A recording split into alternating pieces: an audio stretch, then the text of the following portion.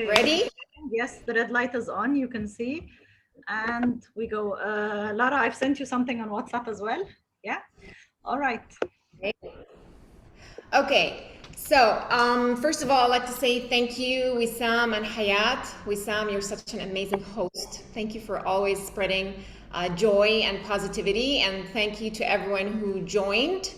If it is your second time, thank you double. And I really hope that my words influence you or help you on your journey towards self-love.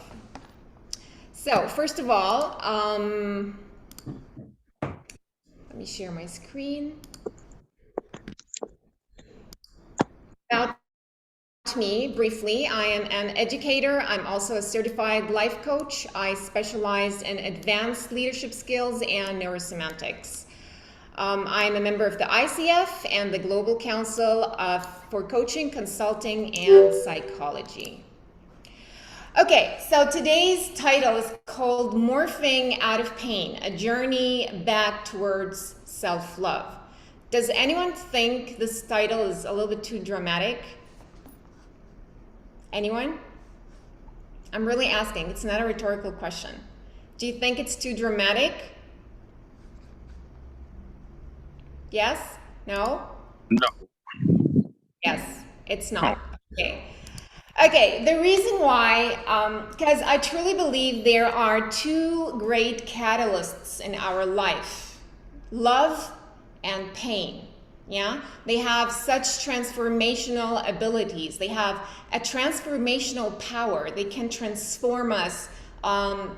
Well, love can transform us to better people if it's genuine, if it's real, can make us better people, can connect us back to our true self, can connect us to the joy of life and living. And pain has the potential to make us better or bitter, as long as we are aware of what we want this pain or how we want this pain to influence us, or what will we do with this pain we are experiencing. It can always make us better.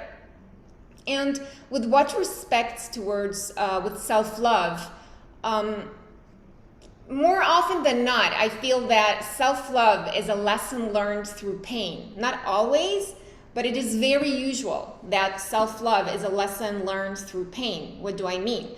When we are confronted with tough life situations, when we are confronted with pain, when we give our best, when we do our best, whether it's to a person, to a relationship, to a cause, professionally, and the outcome is not what we expect. Yeah, we're faced with the reality that sometimes no matter how hard we try, how good we are going to be faced with nothing but ourselves.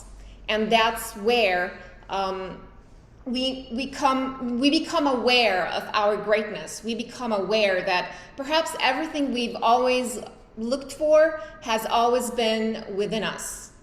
And society has corrupted, I dare to say, the term self-love. They relate self-love to narcissism or to selfishness or to being egocentric. Well, self-love has nothing to do with narcissism, first of all. Narcissism is a pathology. I dare to say that narcissists do not love themselves. But well, that's not the topic about today's session. And selfishness and egocentric have nothing to do with self-love. I dare to say the people who accuse you of being selfish, of being egocentric, because you've made the active decision to love yourself and to care for yourself, to create those boundaries, actually do so because, I'm sorry for the word, you will not be taking any more crap from other people. And that's why they accuse you of being selfish. But self-love has nothing to do with selfishness. On the contrary. So before we dig deep into what self-love is, or better said, the lessons we learn when we're on the journey towards self-love, let's see what self-love really is. Some of us think that self-love is perhaps going on a vacation, enjoying me time, buying new shoes. If you're a woman like me, I love shoes. Eating a cake, yeah, and all of that is okay. That is self-love. But that's not only self-love if you do not include those elements. Self-respect. I respect myself. I respect my word. I respect my personal space. I respect my body. I respect me in whole. I have those personal boundaries I don't invade, and I don't let other people invade them. How do we invade our personal boundaries? When we sabotage our success, when we sabotage ourselves, when we binge eat, or we work out for a week and then we stop, or do anything that's harmful to ourselves, or we let others invade our personal space. And we're going to talk about that in a moment. Self-love is also self-compassion. There is no compassion without self-compassion. You cannot give compassion into others if you don't have self-compassion. And compassion is such an elemental part of healthy relationships. There are no healthy relationships without compassion. That's what makes us humane. Yeah, not only human. Compassion makes us humane. So self-compassion is a major part of self-love, especially when we perceive ourselves as socially inadequate.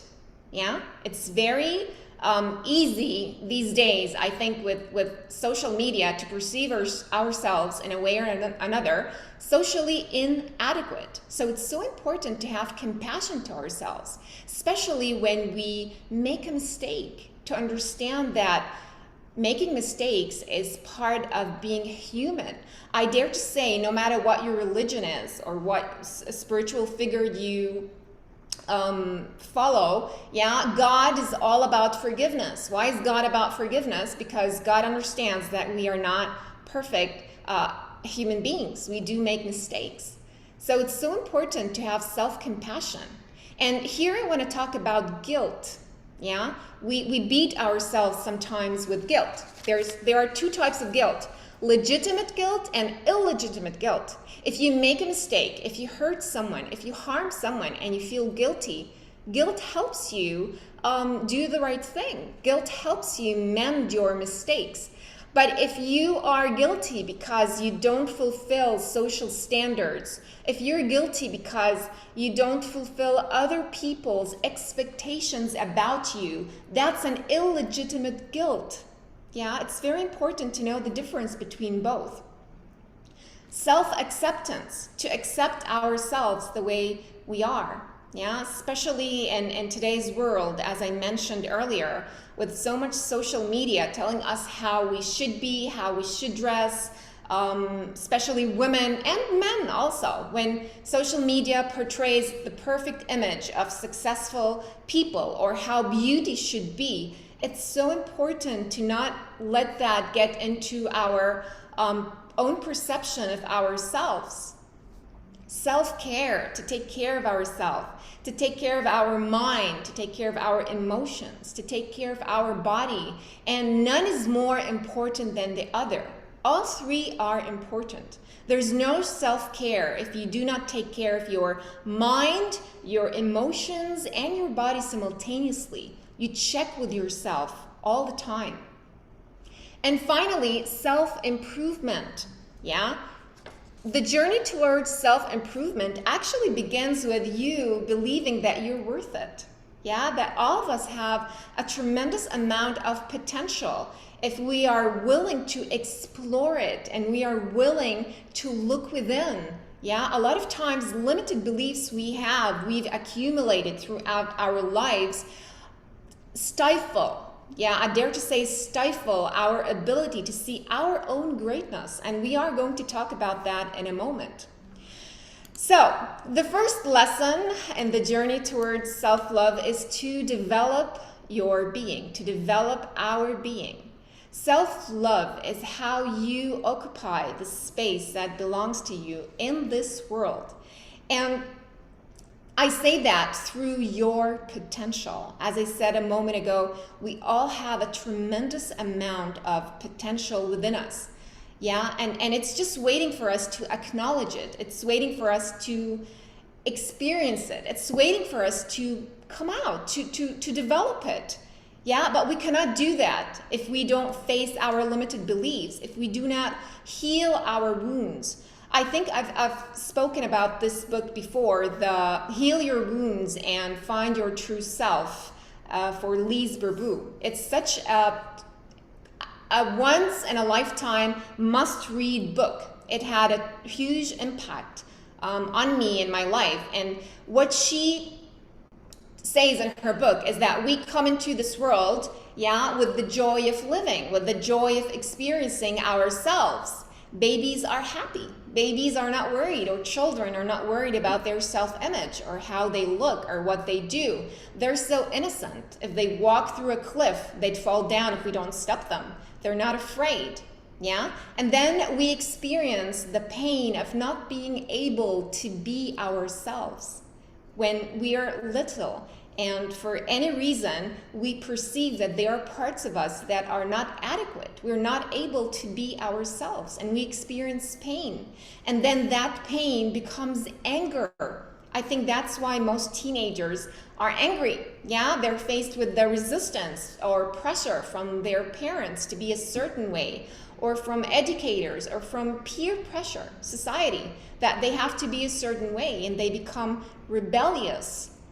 And finally, we resort to alleviating that pain by putting up a personality that is not ours. Yeah, we deny parts of ourselves just to fit into a society, just to feel loved and accepted. But as long as we are living with our wounds, we will not be able to fulfill that place that belongs to us in this world. Yeah, and Lise says in her book that to reverse that process, you simply reverse those steps. You become aware of the things that are holding you back, or better said, the wounds. She talks about 5 major wounds: rejection, abandonment, betrayal, injustice, and humiliation. And she says that each one of those wounds has its own mask. So being aware of your wounds, or the mask you are putting on, yeah, because it becomes your prison. It becomes what's between you, the real you, and the world. So being aware of your wound, being aware of the mask you're wearing, you're putting up, you're ruining your beauty, yeah, just to fit into society, is very important. And it's the first step towards healing your wounds. You're aware of your mask, you become angry, you become sad, and you make the decision to be your true self. You simply reverse the process, and you come into the joy of being truly who you are. Next, heal your wounds. And the reason it might seem that the two topics are very much related, and they are related, yes. But in the first one, I spoke about healing your wounds to be able to be your true self and to be able to fulfill your potential.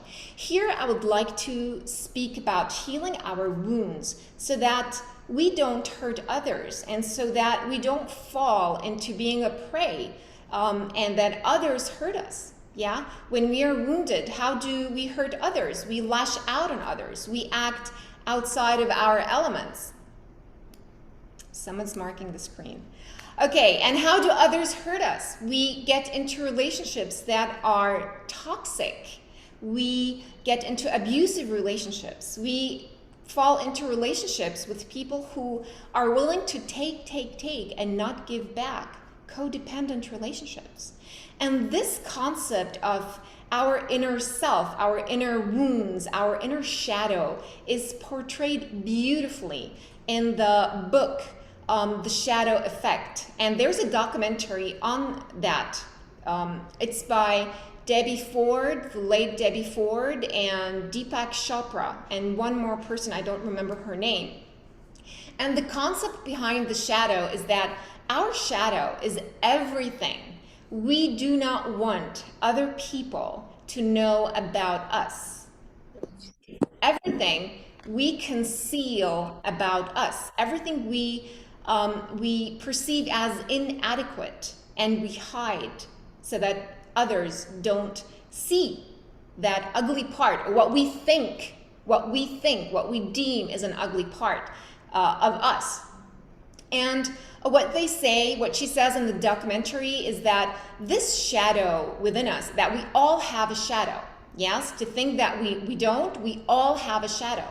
And in healing is in accepting that, yeah, and embracing it. It's not a different part of us. It's us. It's one part. There's no white, black. There's no dark, light. It's part of us. It's part of a whole.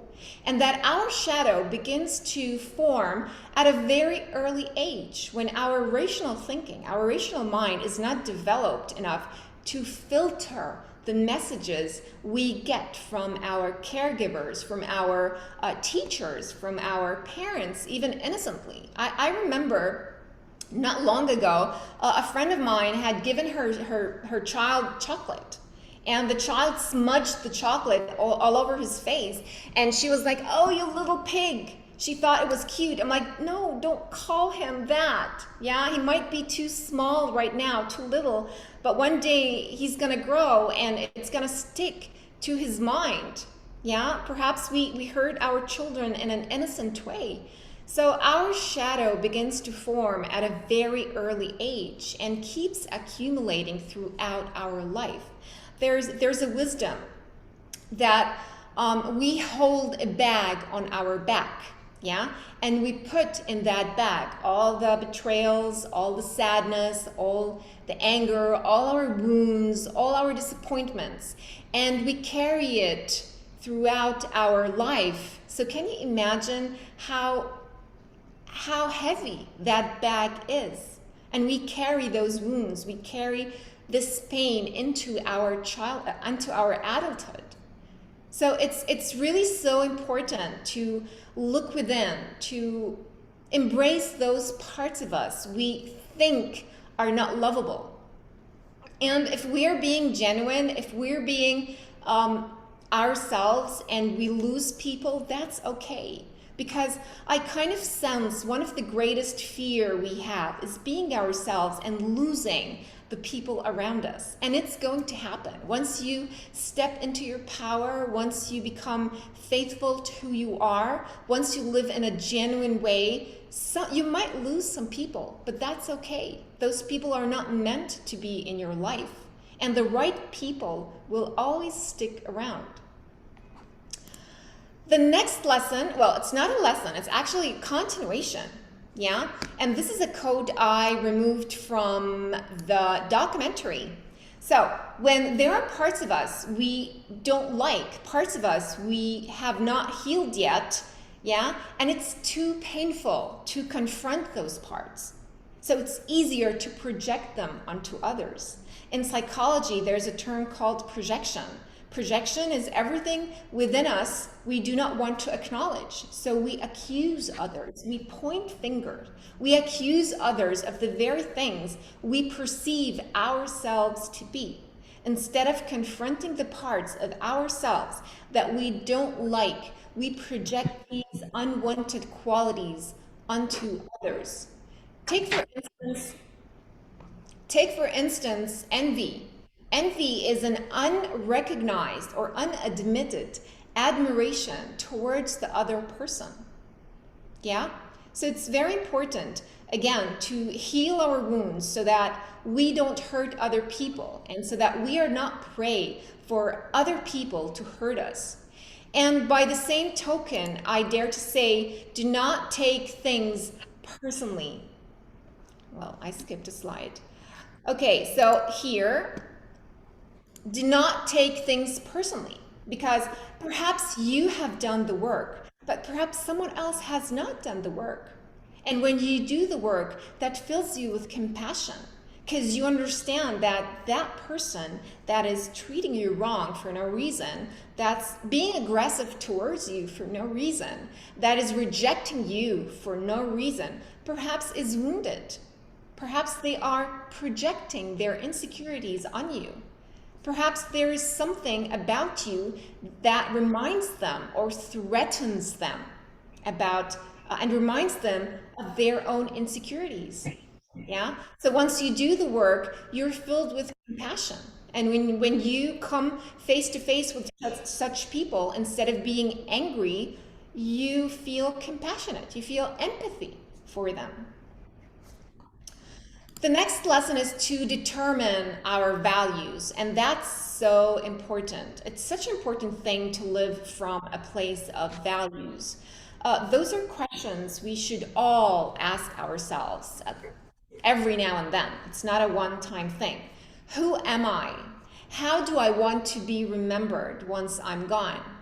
What do I stand for in life? What do I defend so dearly? What do I value most in life? What can I negotiate and what is non-negotiable to me? Living from a place of value propels us to be happier, propels us to feel fulfillment. And it's not enough to have values. It's very essential to stand up for those values, to stick to them, especially once you are tempted to not do that, because life is going to test us. Life is going to test us so dearly, and people are going to test our limits. So it's so important to stick to our values. That shows strength of character. Yeah, we become happier people, I believe. We become better people. We become better partners. We become better employees. We become better entrepreneurs. We become better humans when we determine our values and stick to them. They become like our moral compass. Yeah, and the most importantly is that those values become meshed with our decisions. They interlock with our decisions automatically. We're making tons of decisions daily. Perhaps not all of those decisions are important decisions, but every now and then we are faced with an important decision. And it's so important that we make that decision based on our values. If we choose the easier way, and as I said a moment ago, we might be tempted to not stick to them. We might be tempted to take the path that's easier in the moment for instant gratification, to escape something that's uncomfortable. But on the long run, trust me, you're not going to be happy. When you sit with yourself and in retrospection, and you act outside of your element, you act outside of your values, that really makes us feel regret. That makes us feel unsatisfied, yeah, with ourselves and our behavior. So it's very important to determine our values and to stick to our values and to live from a place of value. And the last point, what's negotiable and what's non-negotiable, is also very important. Some things we can negotiate. Yeah, I think that's part of compromise in any relationship or at any point of our lives. We must compromise, but some things are non-negotiable. For example, honesty and respect within a relationship is non-negotiable. Ethics in what I do in my job is non-negotiable. Yeah, it's very important to discern between what is negotiable and what's not negotiable.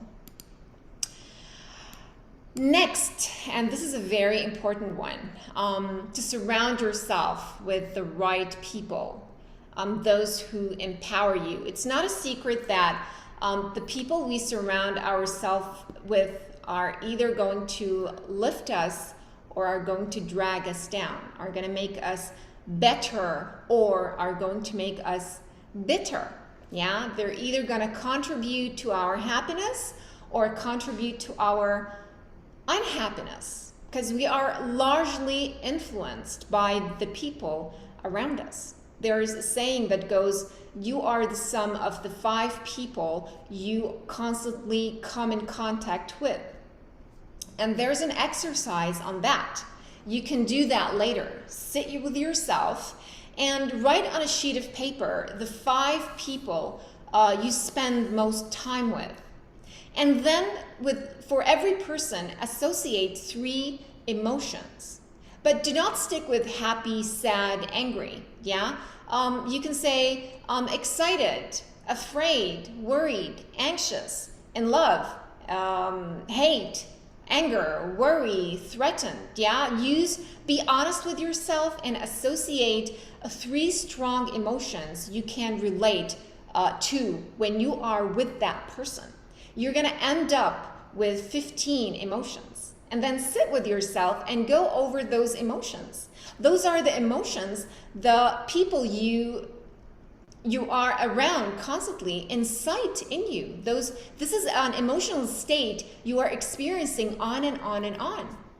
And this is an exercise that's so important because the people we surround ourselves with are not only going to impact our emotion and our well-being, they are also going to impact our self-perception, how we see ourselves.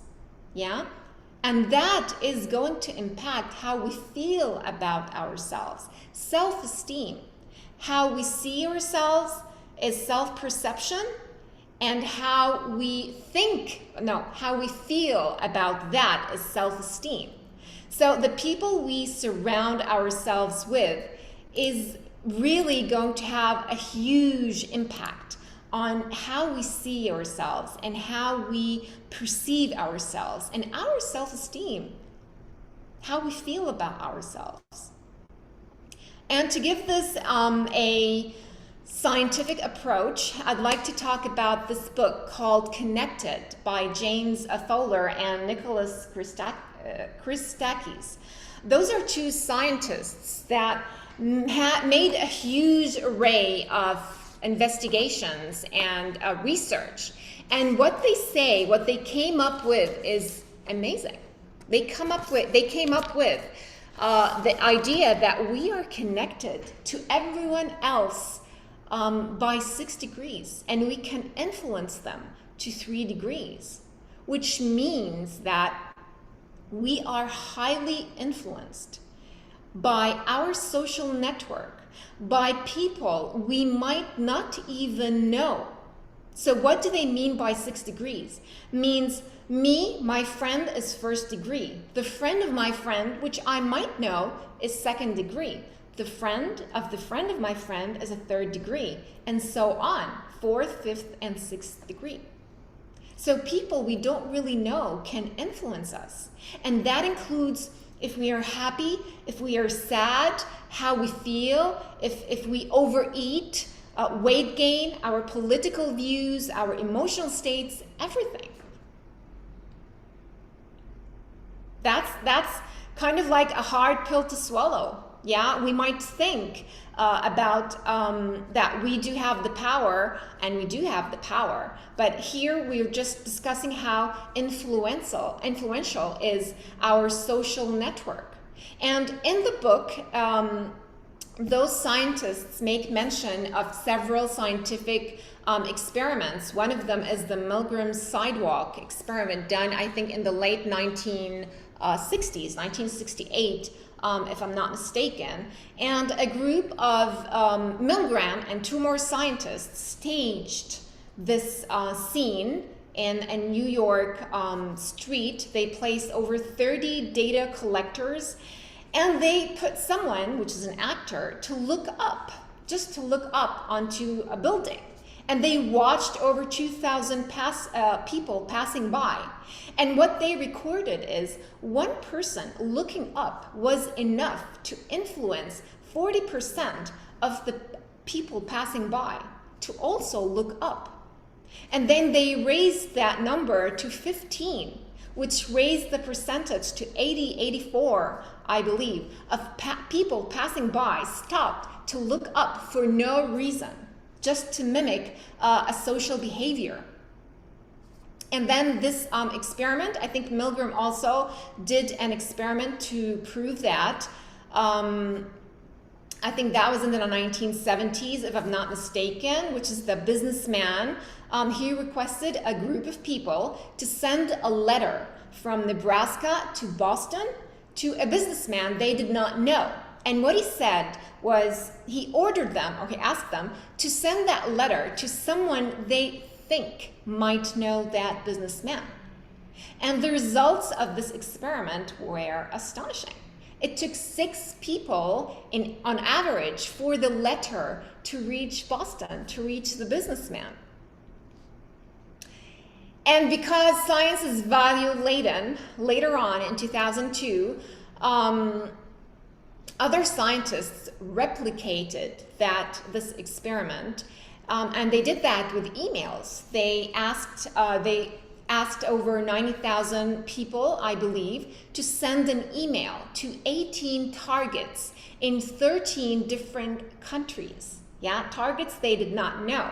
And they asked them, again, to email that letter to someone they think might know the target. And again, the results were consistent. It took on average 6 people for this email to reach the end target.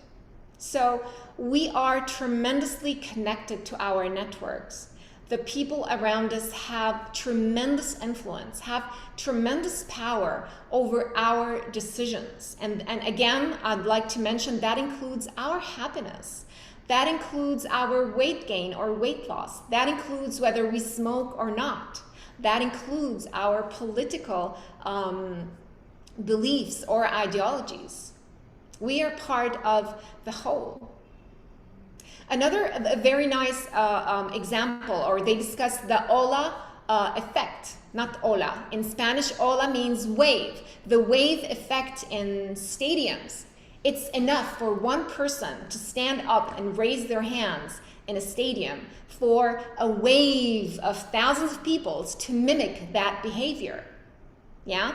And what they discovered, what they say, at least in the book, is that they cannot understand that movement, that the wave effect has a life of its own. It's not possible to understand that movement studying or analyzing or studying, yes, each one of the people who are involved in the wave effect. And they give a very nice analogy about, they use cake as an analogy. They talk about emerging properties, yeah? They say a yummy cake is nothing like its ingredients. A cake does not taste like egg. A cake does not taste like flour or oil. Those are emerging properties of all those ingredients. And that's what happened socially, yeah? There are emerging properties to a society. Again, this proves how our social network influences our life and our choices in life.